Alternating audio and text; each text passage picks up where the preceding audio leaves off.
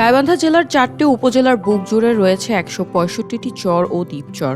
এক সময় যমুনা আর ব্রহ্মপুত্রের এই বিস্তীর্ণ পলিমাটিতে দোল খেত সোনালী কাউনের শীষ, কিন্তু সময়ের ব্যবধানে সেই চেনা দৃশ্য এখন অনেকটাই অতীত।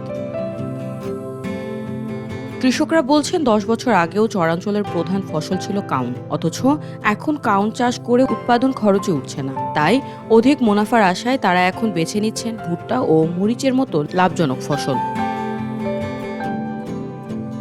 চলতি বছর জেলায় মাত্র ১১৫ হেক্টর জমিতে কাউন চাষ হয়েছে, যার মধ্যে সবচেয়ে বেশি আবাদ হয়েছে ফুলছড়ি ও সাঘাটা উপজেলায়। ঐতিহ্যবাহী এই কাউনের চালের পিঠা, ক্ষীর বা পায়েস অনেকের কাছে ভীষণ প্রিয় হলেও কেবল লোকসানের কারণেই বাধ্য হয়েই এই আবাদ ছাড়ছেন চরের মানুষ। জেলা কৃষি সম্প্রসারণ অধিদপ্তরের অতিরিক্ত উপপরিচালক রোস্তম আলী বলেন, বর্তমানে উচ্চ ফলনশীল জাতের ফসল মাঠে আসায় কাউন চাষে কৃষকরা কিছুটা মুখ ফিরিয়ে নিয়েছে। তবে বীজ সংরক্ষণ করে কাউন চাষে আগ্রহী হতে কৃষকদের পরামর্শ দেওয়া হচ্ছে বলেও জানান তিনি। যেহেতু চরের এরিয়ায় কাউনটা বেশি হয়, অনেক পতিত জমি পড়ে থাকে যেখানে অন্য ফসল চাষ করা সম্ভব হয় না, কম সেচে এবং কম রোগবালাই হয়, যার কারণে কাউন চাষ করা কৃষক এখনো সুটেবল মনে করে।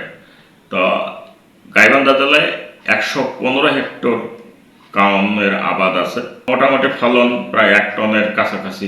কাউন একেবারে আস্তে আস্তে বিলুপ্ত হয়ে যাচ্ছে। আমরা কৃষককে পরামর্শ দিচ্ছি যে তাদের যত জমি আছে তার ফাঁকে কিছুটা পতিত জমি বা তাদের যদি করা সম্ভব হয় এরকম জায়গায় তারা সিলেকশন করে যদি কাউনটা চাষ করে, কাউনের আবাদটা বৃদ্ধি করে ভাত সহ পায়েস করে খাওয়ার জন্য পুষ্টিগুণও আছে।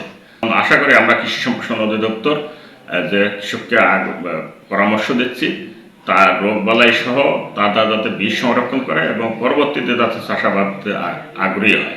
সঠিক মূল্য আর সরকারি প্রণোদনা না পেলে অদূর ভবিষ্যতে চরাঞ্চল থেকে পুরোপুরি বিলুপ্ত হয়ে যেতে পারে পুষ্টিকর এই দানাদার ফসল, বলছেন সংশ্লিষ্টরা।